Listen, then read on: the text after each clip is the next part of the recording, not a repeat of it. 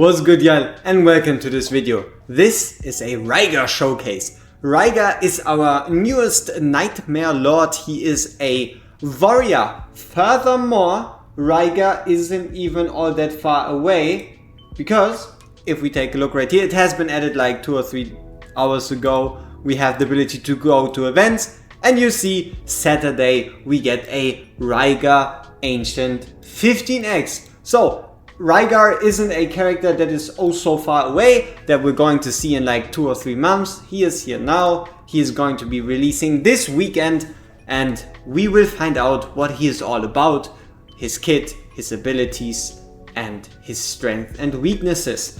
Furthermore, just an interesting tidbit, can anyone guess who his biggest enemy is? The guy he has beef with. I mean, he's the legendary lord of the Nightmare faction. He probably has to have beef with, like, I don't know, someone equal, right? Like Araka, maybe Praetus, maybe he hates Voltron, huh? Maybe he hates Voltron, but his biggest enemy is actually Rex. Our 3-star tank that nobody ever past chapter 6 of the main story used again. His biggest enemy is actually Rex. So, developers, where's Rex Prime? Can we get a 6-star Rex Watcher Faction Lord, maybe? But yeah, enough of that. That's basically his lore, right? So, him and Rex, they created the Watch Guard together. And Rex is like the good guy. And Rygar was all about power and strength. And then he was like, damn, why does everybody love him? Why don't they love me? And then he went to the Nightmare Council, made his way up, and became this guy. Enough of the lore bits, let's get into his kit.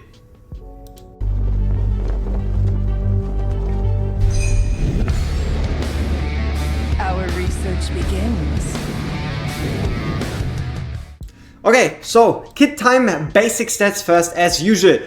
High HP, 28,077, let's compare to Wukong. Base 28,700, so around Wukong. Let's compare to Abomination, 35. So it's like 2k away from being super tanky, right? He is significantly tanky. He also has 6,200 attack. So let's, for example, have a look at an Arrogance who only has 5,200. Let's have a look at a Wukong who has slightly more at 6,500. So it's somewhere in the middle there of like a strong high attack fighter. Basically it, and obviously Lust, because she hits so often, has like less attack. So a decent chunk of attack, but nothing super crazy. Like, for example, the prime queen of attack at 8,000 would then obviously have to be Ardea. So decent amount of attack, decent amount of health.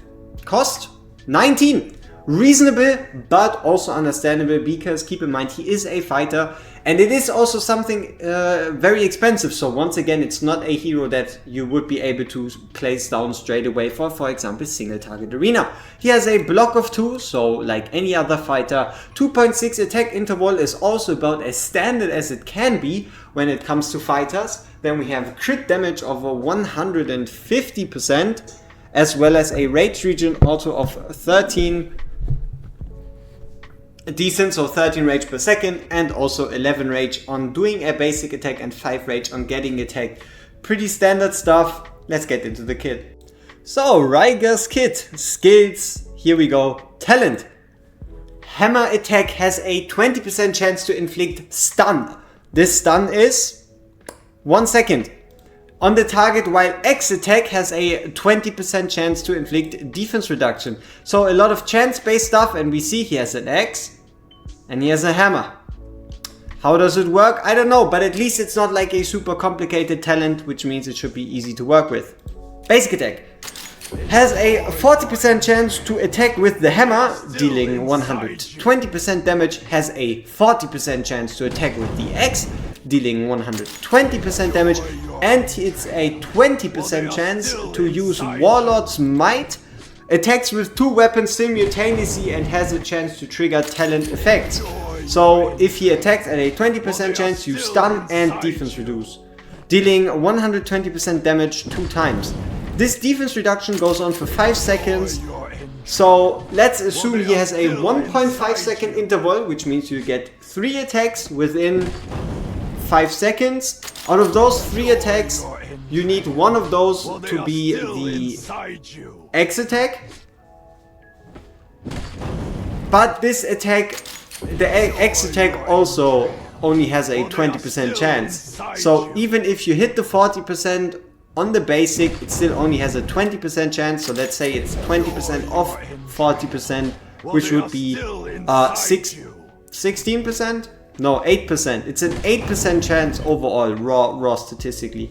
And I guess Warlord's Might, it doesn't even say guarantees a trigger, so it only gives you a chance to trigger it if you attack double. Okay.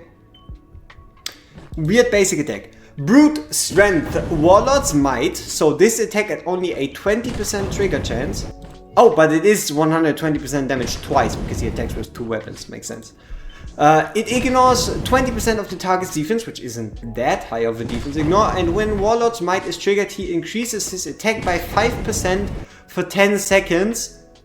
That's rather low. Like, honestly, if you take a look at like the Wukongs and such of the world, where they get like a 10% attack increase that stacks up to like 40 times, this one is a 5% up to only 15%. That's half of a gear stat. And also to do that, you would need to trigger one Warlord's Might every 10 seconds, and it doesn't even say if the stacks decay separately. Like if you get one stack and it refreshes all of them, or if they decay separately. Doesn't look too good, honestly. Calloused hands. You know whose hands are also calloused? Mine, because I fucked them up building a table. But enough of that. Every 60 seconds resists 1 instance of damage. When triggered, increases damage by 25% for 15 seconds. Okay, so every 60 seconds you get a 15-second damage window where you deal 25% more damage.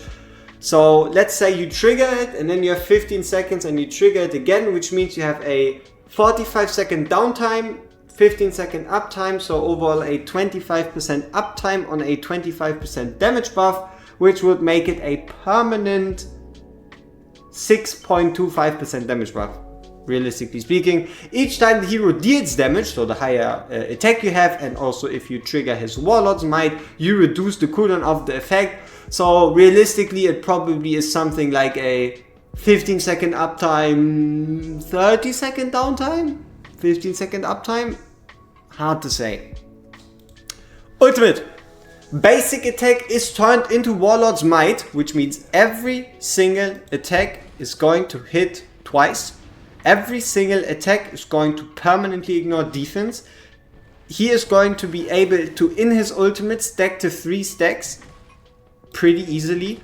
This ultimate has a duration of 25 seconds, a cost of 900, which is rather expensive. He has a 2-tile range on ult, 2-tile range on basic attack, so that's at least great. And it doubles the chance of inflicting the stun and the defense reduction on targets, which means that every basic attack in his ultimate attacks with both, and every single attack has a 40% chance to stun and a 40% chance to inflict defense reduction. Every 3 attacks triggers an earthquake that deals 300% damage to one main target and 70% damage to up to the 5 nearest targets. Okay.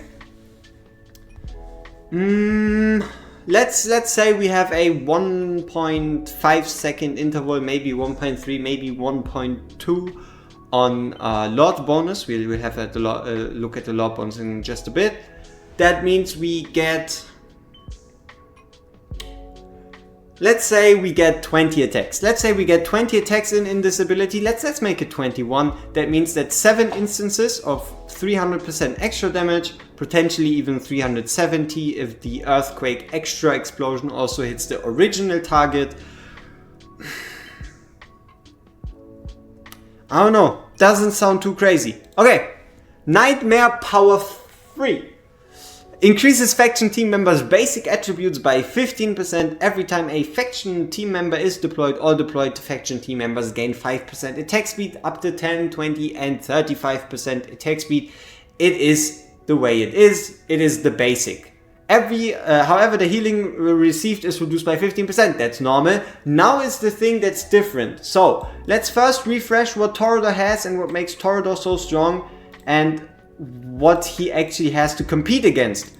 Torodor has the same thing, and then he has a 30% chance of every basic attack landing an extra hit, which synergizes extremely well with Wukong, with Arrogance, with Lust, with Twyla, even with Salazar. It synergizes extremely well with all of these characters, and that is the reason why Torodor is so strong. That's the reason why he's basically an S tier lord, right? He's probably the strongest lord in the game, besides maybe, I guess, Praetus. Huh? Can he beat it? What does he do? When Rygar is the lord and the ultimate is triggered, faction team members gain buffs. Basic attack damage increases by 25% and each basic attack restores 3%. The applied buff lasts until the end of the ultimate.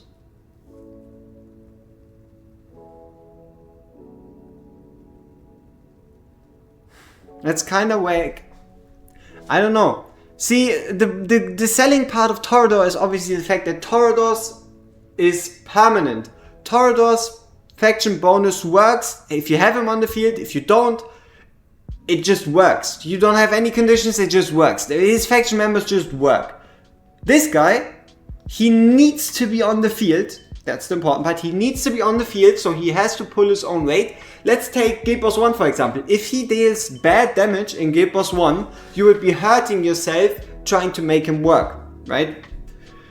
Basic attack damage increases by 25% is so hard to judge currently, because what it does is, it might be a 1.25 multiplier to the basic attack damage, which would be incredible for Twyla, Wukong, Arrogance, all the Lust, all the other guys we named before, or it might just add 25% more damage to it, which would go from 120% to 145%, which would be pretty bad. So, honestly, I don't know. It's kind of whack. Like, sure, you can have incredible uptime if you play Guild Boss 1 and you put him next to a Laurel and you probably go like ultimate, wait a bit, ultimate, wait a bit, ultimate. I don't like it. It is a conditional Lord bonus. Something rarely seen. I guess the best example of like another conditional damage bonus would have to be Voltron. Because Voltron obviously he deals damage, he boosts his own damage, but he doesn't have the same feel. He doesn't feel like I'm so strong, you want to play me, and I also make other people better. Okay, we'll have to see about this. Honestly, it doesn't look too promising. Okay, next up, Awakenings. Doing the ultimate triggers 1 earthquake every 2 attacks, which means a 33% increase in earth attack triggers. Let's go with our 21 attacks again. That means rather than triggering 7 earthquakes, all of a sudden you're now triggering 10. I don't know. His base stat, like if he had base stats like Ardea, I could understand it, but like this, I don't know. Increases faction team members' attack speed by 20. Nice buff, but for an A2, for a Lord, I don't know. Increases the ultimate duration by 10 seconds. Now we're getting somewhere. If his ultimate turns into a 35-second ultimate, that means there's also a 35-second burst window, right? Or like a 35-second damage opportunity window. And you have a higher chance of, for example, triggering it twice, because like Elowen Rage Region, Hollow Rage Region, Laurel Rage Region is able to build up Ult Rage in the background already. I don't know. A4, 8% penetration, and then increases the maximum stacks of Brute Strength attack, increased by 2. So the A5 allows you to go from a 15% attack increase to 25%? I don't know, it's kind of whack. Like, we haven't yet gone into the testing, but just from a standpoint, just from a kid standpoint, the only saving grace that I see is this 25% attack damage increase. If this is a 25% or a 1.25x multiplier to the raw damage, let's say an arrogance normally hits for 1 million, hypothetically, and he adds 250,000 to it, that's crazy. That's impressive. If it doesn't, that's not that great. Yeah. Okay. I don't know. It might be rude, but it's not the same level, I know. But even Venoma feels like she has a more defined place. But okay. And also he's a fighter, right? It's a very clustered, very oversaturated field already, where you always have to compare against others. Yeah, it's not looking great. So, testing wise, what are we gonna do? It is pretty obvious. We will be doing Guild Boss 1 Torodor team versus Rygar team. We might even just put in a Wrath team to kind of see the difference. And yeah, and then kind of deal with the ensuing mayhem. See how it all turns out. So, though I have to see how do we judge it. Like Wrath, you can keep on the field reasonably, but you don't really want him depending on how good your team is. Rygar has to be on the field, and Torodor doesn't have to be on the field. He can be on the field for like a part of it, but he doesn't have to be. I don't know. We'll have to figure this out and see how it goes. Alright, so first off, we'll again be putting in Scapegoat Arrogance to take the fall and have a look at his single target stun potential. We all know the numbers, right? We all know how math works, but sometimes you just kind of want to see it on paper, right? You kind of want to see it on paper. And also keep in mind, you could give him a Watcher Lord or like more Watcher faction units, and he would be able to do a couple. Why don't we do that, right? If you already run him at a Nightmare Lord, you are going to be putting in more units. So let's keep it fair. Let's keep it straightforward. Let's keep it simple and just put in 2 more Nightmare units that don't stun, and we already have ourselves a deal. So let's put in Abomination at A0. And let's put in Wukong can potentially stun. Let's put in a Salazar. Huh? Let's put in a Salazar. It doesn't really make a difference. They're probably gonna die off anyway.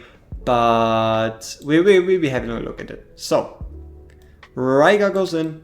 We put in Abomination, Arugansu, and Salazar. Speed that up. We're going to be doing no ult first and then full ult to see what it ends up being. So, no ult, just basic attacks. And you can really see nothing, right? It didn't trigger a single stun, not a single one. And the reason is, it's only a 50% chance, because what you can do is take the 40, or you could say it's a 60% chance. Realistically, it's a 60% chance for his attack to contain the hammer, but this hammer then only itself has a 20% chance to apply the stun actually. Like, it's not even guaranteed. So same scenario, we'll be using the ult this time. The ult is a bit longer, so we'll activate it here to kind of like eliminate like potential downtimes or whatever. So every single attack contains the hammer, and every single attack has a 40% chance to apply a stun. And as you can see, it is good. Like, no doubt, the amount of stuns my guy is putting out on his own, it's really respectable. Like, 9-10 stuns in ultimate. We might have to get back on the Rygar hype train. We'll try it again, see if it was all fake in the end. We'll probably, yeah, we're just gonna take Yeah, take Arrogance out, let Abomination face the other way. And we see it again. We check it out again. Was it all a fluke? Did we just get lucky? Or is there something there? So, we activated during the Death Saw. We activated it late. But you can see that even though we only triggered it like 20% into it, we only were able... My bad. I should have kept Abomination on the field. I knew why I did that. So, I know. We'll be getting there. So we wait for the stone throw. There we go. And now we activate the ultimate and now we watch. 1, 2, 3, 4, 5. It looks like we got lucky.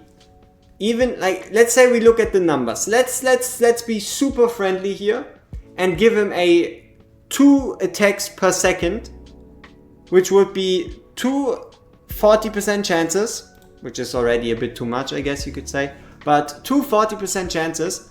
And obviously it's not like, oh, that means he has an 80% chance. That's not quite how statistics work, so it probably will wind up being something like 70, 65%, whatever. So it's like a 50-50, a positive 50-50 that he actually rolls the stuns. So solo stunner, unlikely.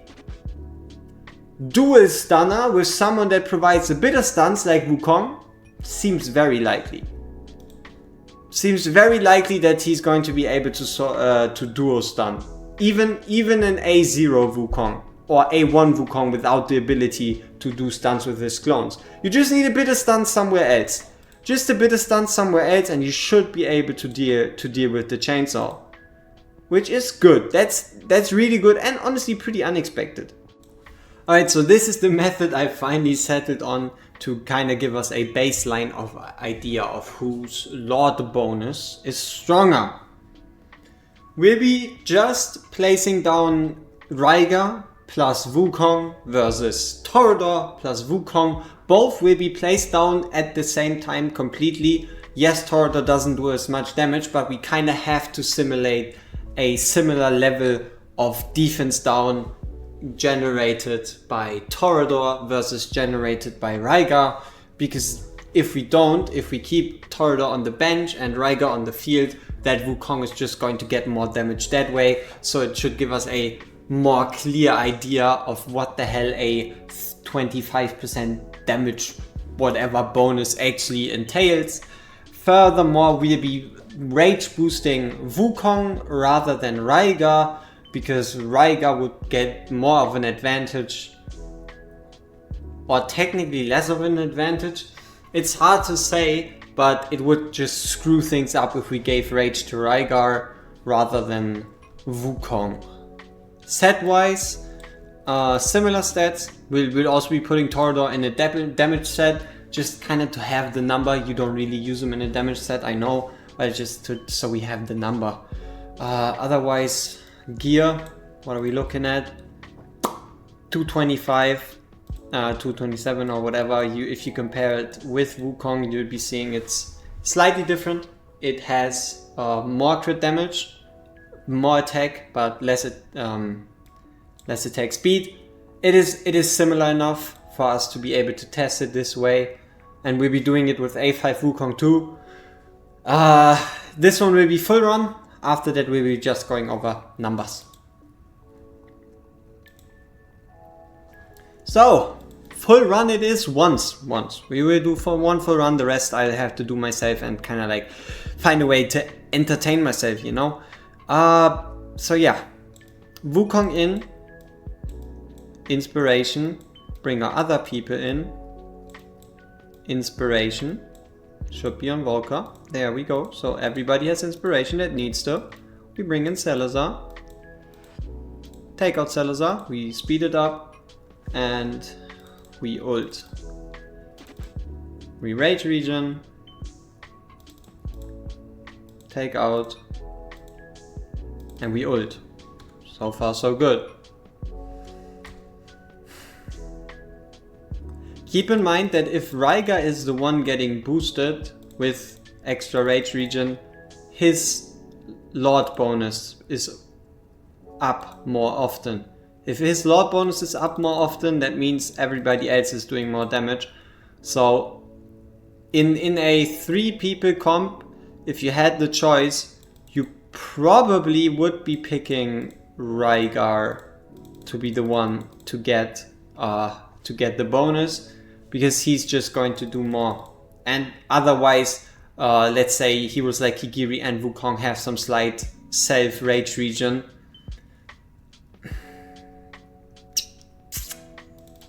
They are just that different. So far nothing too crazy. Obviously main reason Wukong being a 0 currently. We might see a more crazy difference once we get to the A5. But for now we obviously just want to compare the full numbers and see what happens from there. And also we kind of want to get an idea of what a Rygar not boosted by a Lord obviously can do in comparison to a Torodor.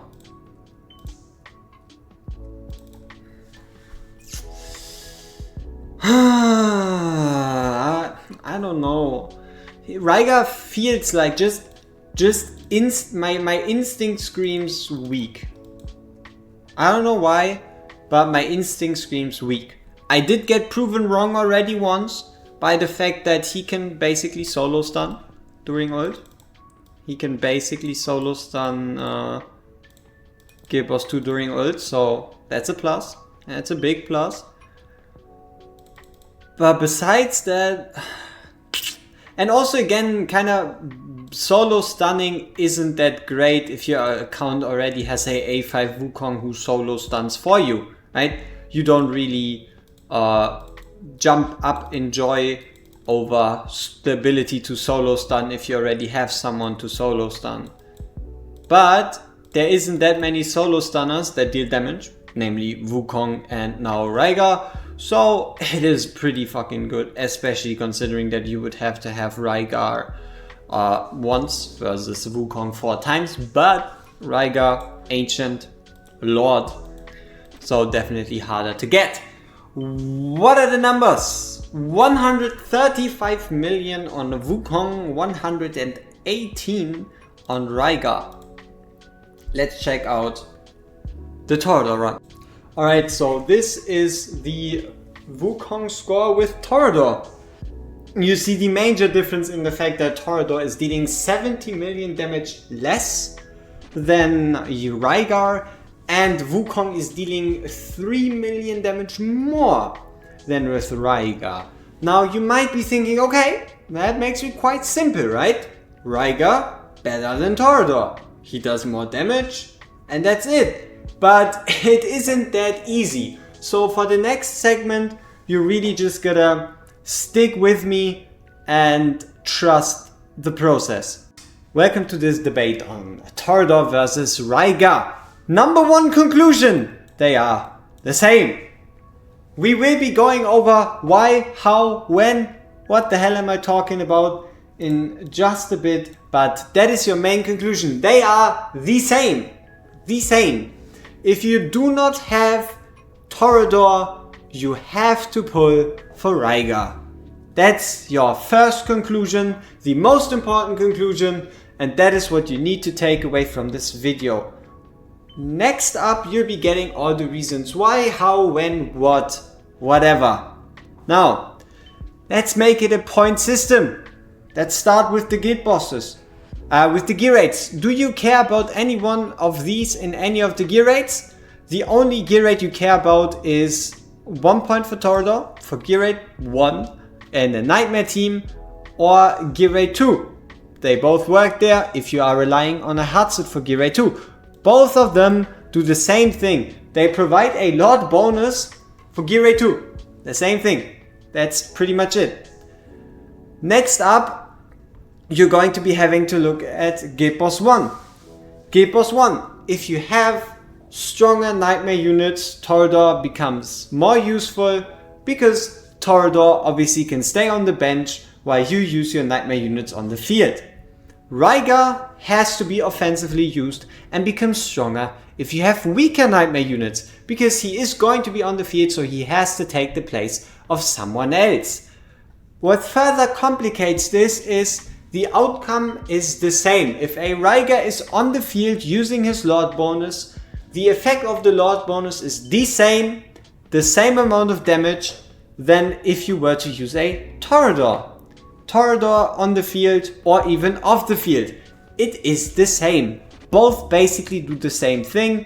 They just work in slightly different teams. Rygar is slightly easier to use because you can just place him on the field and he works. And for Torodor, you need 5 different other units that you can place on the field, so you can keep him off the side. So Torodor really works best if you have an offensively used Lord, like someone like an Ingrid, like a Yova, so units you actually want to place down. That's where Torodor really works best.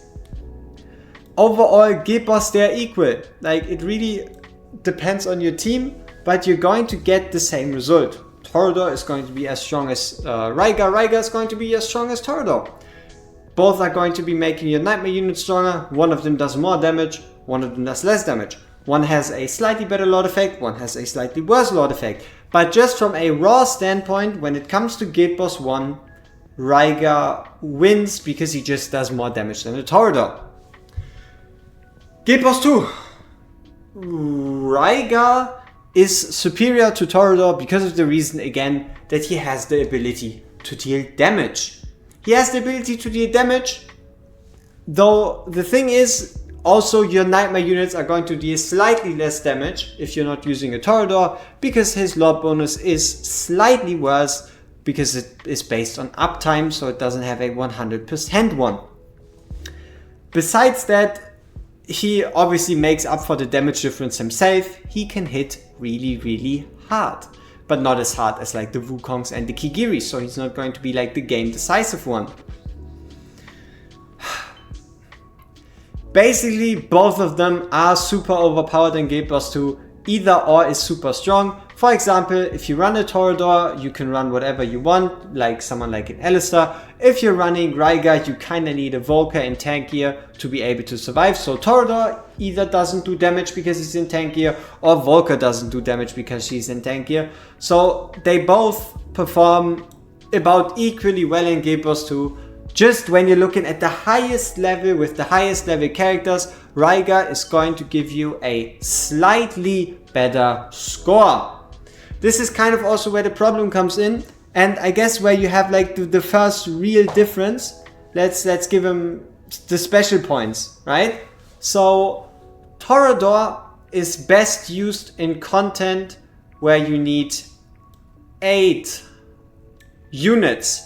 Torodor is best used in content where you need 8 units because most of the time you want him on the bench. If Torodor is on the bench, he is going to do his best because he's going to provide the super strong Lord bonus, and everybody else of your Nightmare faction is going to be able to perform permanently. Furthermore, there is scenarios where you can then swap him in, quickly use him as a tank, and then get rid of him again. Rygar, on the other hand, is best used in 10 people scenarios, because a 10 people scenario requires your lords to be good, right? You really want the Praetuses, the Ingrids, the Yovas, basically anything ancient exclusive, right? So Torodor is best used in 8 people scenarios, while Rygar is best used in 10 people scenarios. Because again, Rygar needs to be on the field. If Rygar isn't on the field, you're screwing yourself over using him. Rygar needs to be on the field to properly provide his bonus. Yeah, 8 man is Torodor, 10 man is Rygar. But even then, that doesn't mean Torodor is bad in 10 man, he still shreds Guild Boss 2. Or Rygar is bad in Guild Boss 1, he still shreds Guild Boss 1. The real problem lies in the fact that they are both the same, right? If you already have a Torodor, Rygar isn't so good that you want a Rygar instead. If you have a Venoma, you can still use a Cyrus. If you have a Morrigan, you can't really use a Cyrus. Like Morrigan Demi scenario is kind of the same thing because both are about equal. Like there's slight differences in the way you use them, but it's pretty much the same. So that's kind of like the first. Let's go through the rest of the content so you kind of really understand what I mean. Arena. What the fuck was that voice crack? Arena, Rygar should be stronger because Torodor mostly holds you back and you are able to keep every one of your units alive. You do not need a tank to tank everything. You have tanky enough people. So if we had to look at Arena, Rygar is going to be able to outperform a Torodor just from a standpoint that he does more damage, which means you'll be able to kill faster. Though, once again, Torodor, even off the field in your arena team, is going to be able to help your units out earlier because Rygar is going to need his ultimate. So Torodor kind of gets like half a point. It's weird, okay? Like I've been sitting at this problem trying to have a look at Rygar versus Torodor for multiple hours now. It's very, very confusing. Okay. Next up, we have GVG. So GVG, Torodor gets full points and Rygar, you can get him half a point, okay? It's kind of like the arena situation all over again because Torodor is the one to block. Who do you use if you're using Rygar as your lord? Who do you use in a Nightmare team to be the one to block? I guess Baron. You gotta be using someone like a Baron to block, maybe like a Brock here, but then again you just change a different DPS to a different DPS. So pretty much in a Torodor team, let's say you have a Lust behind Torodor, and now in a Rygar team you have a Baron with a Rygar behind. But in GVG, Torodor is definitely stronger and Rygar is definitely worse. The same way with kind of like with Arena, but both aren't completely unusable there. Next stop, what do we have to look at? Gear Dungeon 1. Both get a 0 out of 0 for Gear Dungeon 1 because they aren't relevant there, right? Obviously you can go up to like stage 5, stage 6, but you really want AoE characters, or AoE magic damage dealing characters. Besides Greed, they don't exist in the Nightmare faction. So Gear Dungeon 1, both of them get 0 points. Gear Dungeon 2, you can make both of them work, but in different strategies. Rygar, for example, would be taking the spot of dealing damage against the magical resistant clone in the middle lane again, while Torodor is one you can place in front of an Ingrid to be capable of tanking, or in front of an Arrogance. They have different strategies, but they both have different ways to be able to clear Gear Dungeon 2, which means you would still again have to give them both the same rating, though now it's getting ridiculous, but I guess you could say Torodor is slightly better, or there is more found strategies where Torodor is better, especially because Rygar isn't going to provide value to your team if he isn't on the field. Otherwise, Gear Dungeon 1, Gear Dungeon 2 we're through. Codex. He is going to be better in the Cyrus Codex than Torodor because again he's a lord that deals damage because he's someone where it counts. So once again, it's more of like this unit limit problem. If you can afford to keep Torodor on the bank or on the bench, and if you need a tank, Torodor is better. If you cannot afford to withhold your lord from combat, if you need to place your lord for combat, Rygar is better. Because Rygar just performs better as a unit than Torodor, but his lord bonus is worse because he needs to be deployed.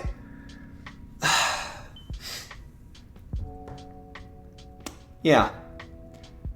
Otherwise, Healer Codex, both are irrelevant. Anti-Air Codex, both are irrelevant. Let's think about it.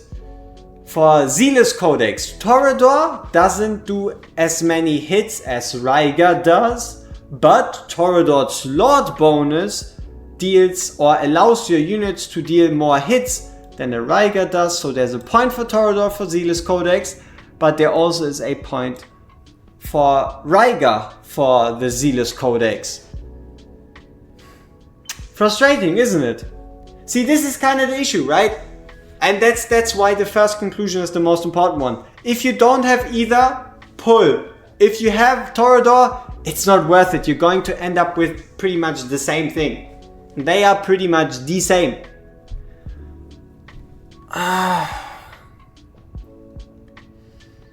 Alright. What else do we have? What else do we have to think of? Epilogue. Epilogue, Rygar, again, is going to be better because Epilogue is content where you can't afford to keep units on the bench. So Rygar is going to perform better. Torodor is going to perform worse. Both will still get the job done. It doesn't make a difference. Rygar might make it slightly easier. Torodor might make it slightly harder. Torodor has the benefit of being a tank. Rygar has the benefit of being weak. So, weak in the sense of Torodor can actually tank, Rygar can't. Rygar has the ability to resist one instance of damage realistically every 30 seconds, which means he's going to tank a one-shot and then he's going to get a one-shot. He doesn't have enough things in his kit to be a tank. He just, yeah, he has this one defense or one damage reduction ability and that's kind of it. So, yeah. I mean, what else is there? Campaign. Different things, right? If you have a stage where you can afford to keep Torodor on the bench, or if you need Torodor as a tank, Torodor is better. If you can't afford that, Rygar is going to be better because he deals more damage. You kind of getting the gist of it. Otherwise, keep in mind, the Lord effect turns out to be the same. If Rygar is placed, your Nightmare units are going to be basically doing the same damage as if a Torodor is or isn't placed. So, yeah, that's it. They're the same. If you have any idea or any proper test to showcase the true value of any of these units, to give a concise argument on why one of these is significantly, that's the important part, significantly better than the other, then I salute you, and if you have one, do post it into the comments. But my conclusion is they're the same. Like, it doesn't make a difference for your account. If you have Torodor, skip him. If you don't have Torodor, pull him. It's that incredible. Now, you kind of really want to know what Rygar does, right? But he basically is like Torodor, but he does damage. Yeah, like I could show you a test with like a lot of numbers and stuff, and you probably would be like, yay, but why? If you truly are interested in all these numbers tested and the way he performs in every single piece of content and such, I'll be delivering that tomorrow, but I am so tired from looking at this guy, I just can't. Like, you don't know how many hours of footage I have of me going over content with Rygar, testing different awakenings, only to come to the most disappointing conclusion ever, that they're the same. So yeah, we see each other in the next one. Peace!